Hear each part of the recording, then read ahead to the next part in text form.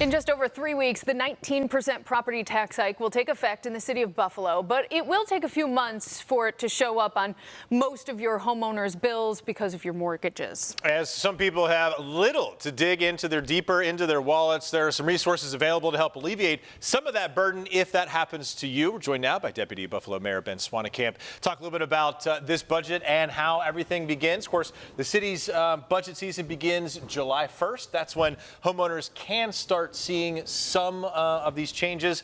First, let's talk about the fact that the Ryan administration had proposed almost a 26% tax levy increase. Together, they came together with council, and the agreement was 19%. Can you talk a little bit about how that was factored in terms of chipping away at that increase? Yeah, absolutely. So I will say, first of all, I see the 25.8% out there. It was a true 25% for the initial one. You have to factor in STAR as well, which I'll talk about in a little bit, it sounds like. So yeah, we had the 20% initial levy increase, again, to try and get over the city's historic structural budget gap, a huge challenge facing us. Revenues have not met expenditures for a long time, and that's led to disinvestment across the city of Buffalo. So we're trying to turn the corner, be honest with the public and the council and other entities, letting them know what needs to be done to get things out. Obviously, the council and some members of the public, were concerned about that level there. So we worked through the deliberative process of the budget negotiations to try and seek a compromise, and that ended up going down to below 20% at that 19% level. How do we get there? So the council raised a few items of areas they wanted to try and see some cuts that are areas where things like capital projects that could be bonded for instead of put in the operating budget. So we pulled some of those out. There were some new positions. They thought that was a little too much, so we pulled some of those out as well. We also got some positive news in a few areas that are going to help us balance it on the revenue side. So sales tax has been trending very strongly, and data we got from the Erie County Budget Office let us know that we'd be able to count on a little bit more revenue from the sales tax. We also have better projections on being able to collect on prior year outstanding traffic tickets and parking tickets, things like that. And also the parking ramp transaction is looking like it's going to come in a little higher than we expected, so some additional revenue from the sale of the 4 parking ramps. All those came together. We also actually had some small adds in the budget as well. We heard from the Common Council they were concerned about the mayor's summer youth program. They wanted more slots available for that. So we found a way to add 100 slots for youth to be part of the summer youth program, as well as funding for senior services, so we were able to increase funding there a little bit too.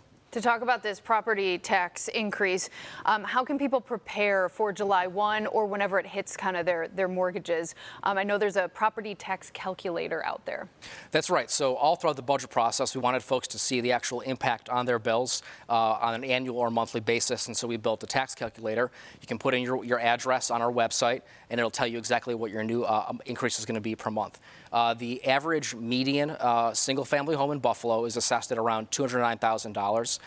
With the new 19% levy increase, that's going to amount to about $20 a month for most folks, a little less than that. $19.06 is where that shakes out. So, we know every penny counts for folks, but we tried to make it as manageable as possible. Buffalo already has some of the lowest taxes, certainly in Erie County and across New York State compared to the other big cities.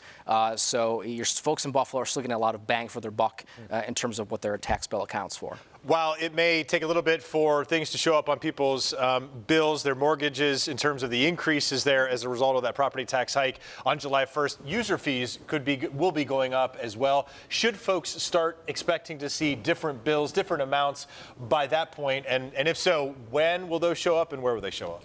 Right. So as of right now, on the tax bill side of things, tax bills will be going out to the hitting mailboxes on June 30th and then mailed out a few days after that. So folks will see the new number right on their tax bill there. The bill also does show you your previous year's amount as well, so you can see the difference directly on your bill when you get that from the city. On the user fee side, that bill comes from our Department of Streets and Sanitation, and we'll be accounting for that as well. Ben, can you just briefly talk a little bit about that fund? Because that is perhaps one of the more egregious things that have happened historically in terms of the city's finances over the past couple of decades. It's kind of robbing Peter to pay Paul type of thing with the city's funds. Can you explain that in terms of the user fee and why that's going up so much? Right. So just some historical context. Why does the user fee exist? Back in the 90s, when the city was in a fiscal crisis and the control board was possibly on its way, the Mazziola administration basically invented the user fee because the city was at its constitutional tax limit. So because back then, unlike today, housing values were lowering, right? And so the amount of money that New York State would allow us to tax was less than what was needed. And so a user fee is a separate fee, not a tax, and so it circumvented that process there. That is supposed to be essentially a self-balancing fund that pays for garbage and recycling funds. So that's in our, you'll see it in our budget book, but it's a separate independent fund. That fund is supposed to be self-balancing, which means if it costs $20 million a year to collect garbage and recycling in Buffalo, and that's supposed to collect that same amount of revenue and balance itself out. It has not been doing that for quite some time. Because of that, there's now been a debt built up. So this fund, this enterprise fund, owes the general fund nearly $30 million. $30 million. And so that's a major issue for our outside auditors, for the Buffalo Fiscal Stability Authority, for the city controller. And so we had to take some action to begin to alleviate that, or it would be a chronic issue for us.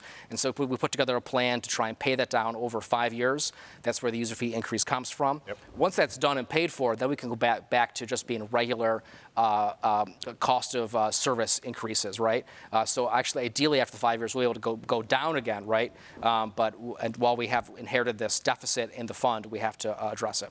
All right, very good. The STAR program, really quickly, if somebody's not enrolled in that, that is something you should really look into. How can people look into that? It's a payment that could come to your house in the fall.